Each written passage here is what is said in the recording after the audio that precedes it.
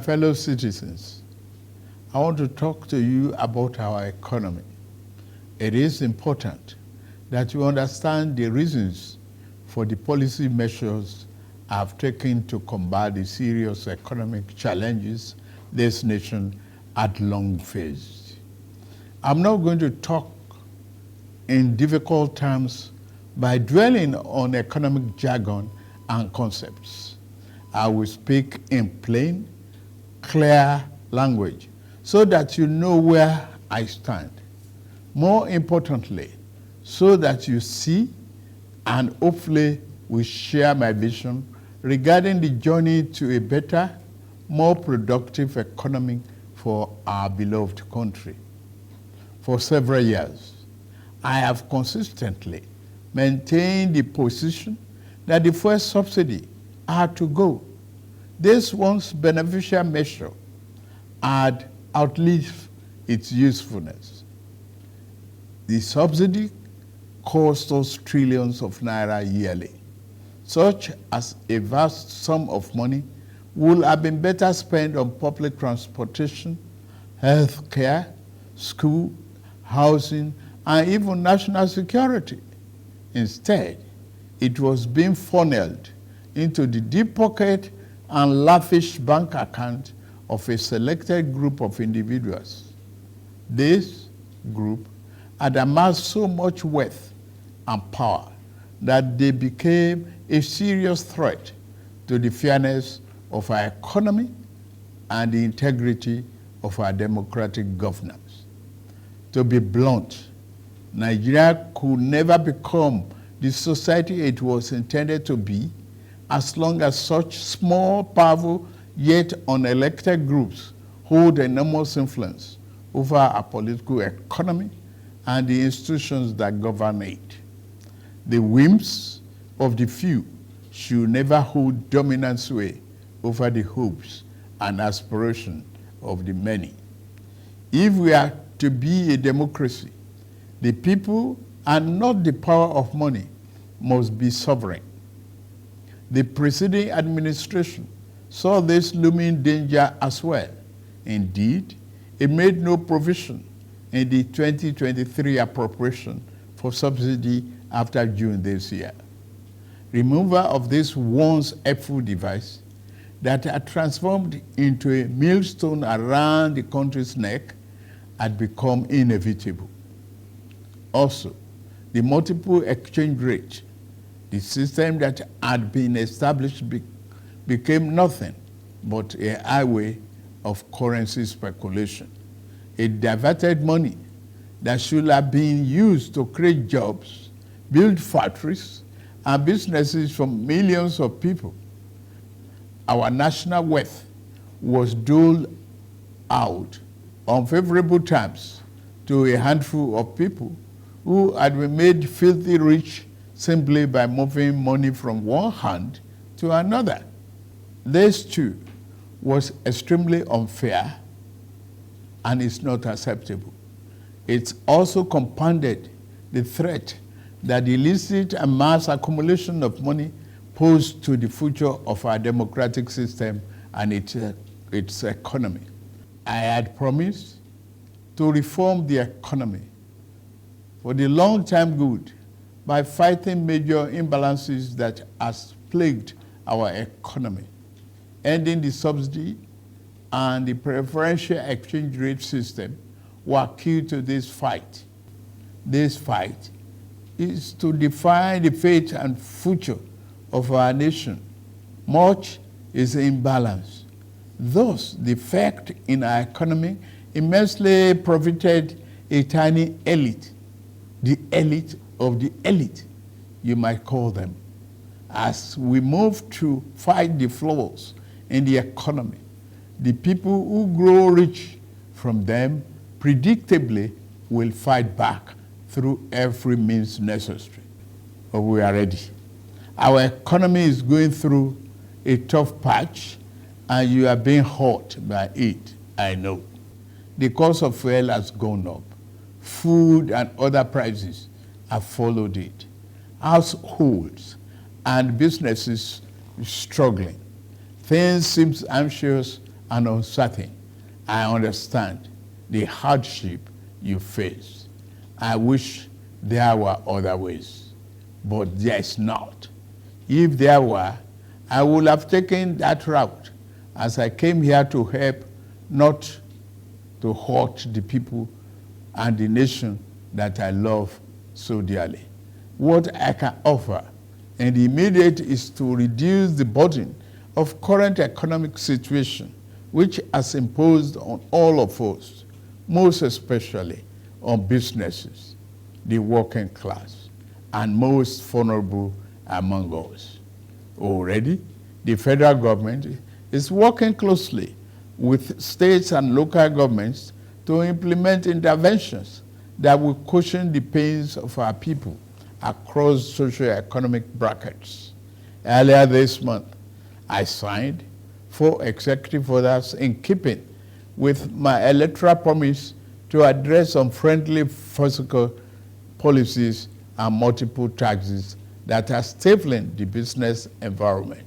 These executive orders on suspension and deferred commencement of some taxes will provide the necessary buffers and headroom to businesses in manufacturing sector to continue to thrive and expand.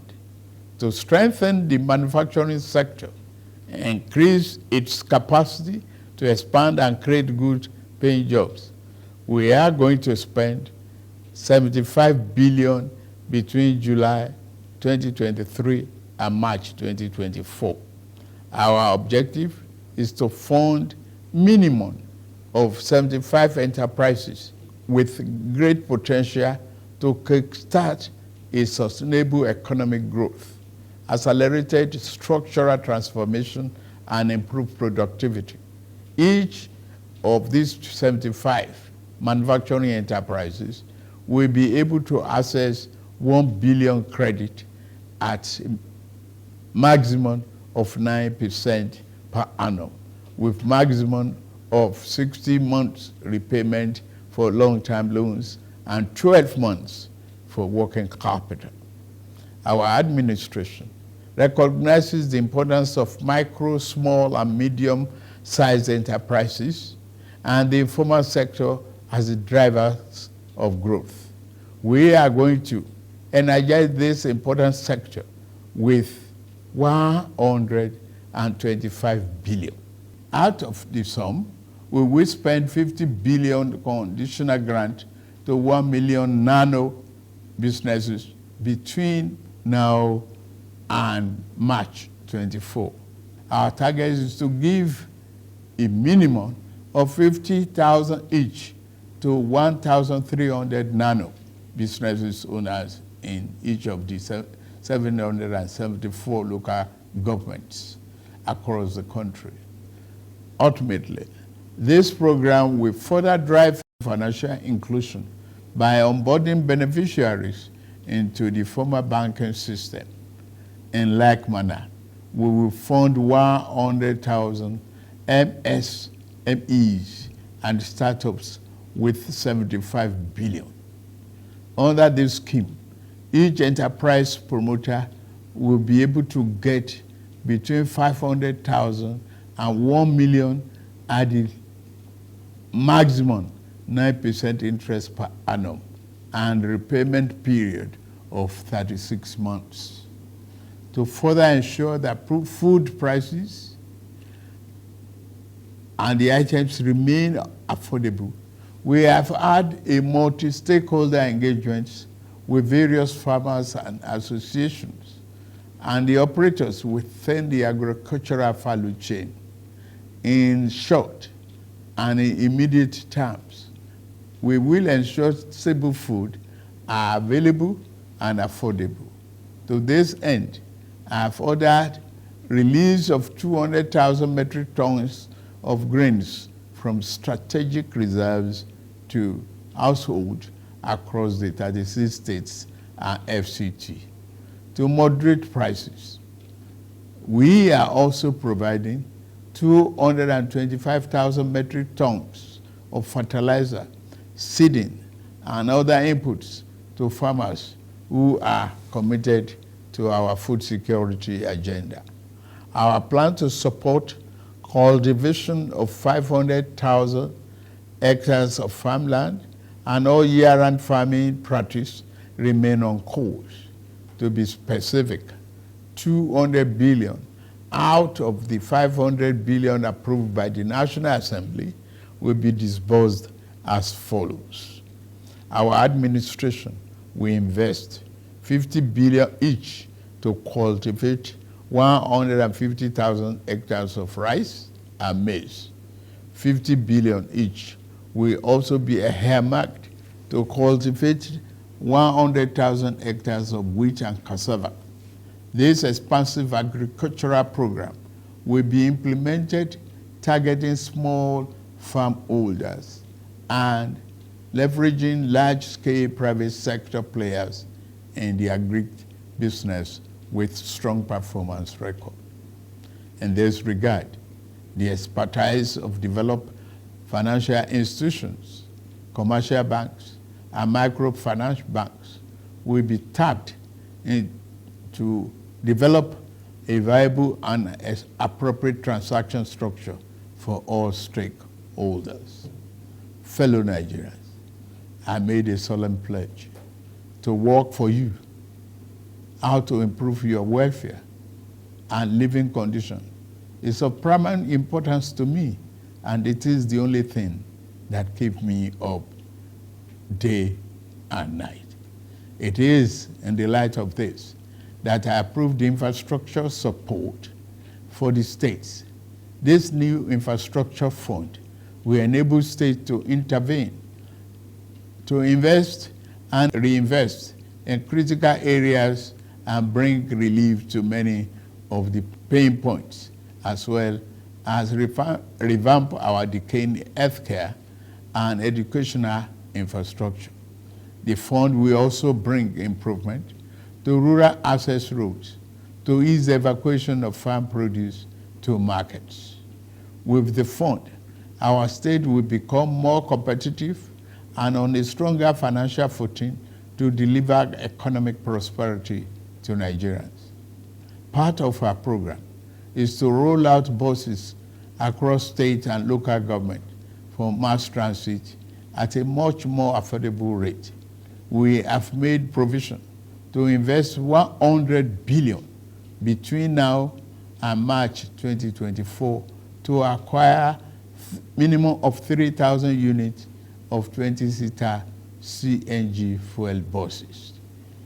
These buses will be shared to major transportation companies in the state using the intensity of travel per capita. Participating transport companies will be able to access credit under the facility at a maximum per annum 9% interest rate with 60 months repayment period. And then, in the same vein, we are also working in a collaboration with the labor unions to introduce a new national minimum wage for workers. I want to tell you, our workers, that this, your salary review is coming. Once we agree on the minimum wage and general upward review, we will make budget provision for it for immediate implementation. I want to use this opportunity to salute many private employers in the organized private sector who have already implemented general salary review for employees. Fellow Nigerians, this period may be hard on us, and there is no doubt that it's tough on us. But I urge you all to look beyond the present temporary pains and aim at the larger picture. All our good and helpful plans are in the works. More importantly, I know that they will work. Sadly, there was an unavoidable lag between subsidy removal and these plans coming fully online. However, we are swiftly closing the time gap. I plead with you, please have faith in our ability to deliver and in our concern for your well-being. We will get out of this turbulence, and due to the measures we have taken, Nigeria will be better equipped and able to take advantage of the future that awaits her. And in a little over 2 months, we have saved over 1 trillion naira that would have been squandered on the unproductive fuel subsidy, which only benefited smugglers and fraudsters. That money will now be used more directly and more beneficially for you and your families. For example, we shall fulfill our promise to make education more affordable to all and provide loans to higher education students who may need them. No Nigerian student will have to abandon higher education because of lack of money. Our commitment is to promote the greatest good for the greatest number of our people. On principle, we shall never falter. We are also monitoring the effect of exchange rate and inflation on gasoline prices. If and when necessary, we will intervene. I assure you, my fellow countrymen and women, that we are exiting the darkness to enter a new and glorious dawn. Now, I must get back to work in order to make this vision come true. Thank you all for listening, and may God bless Federal Republic of Nigeria.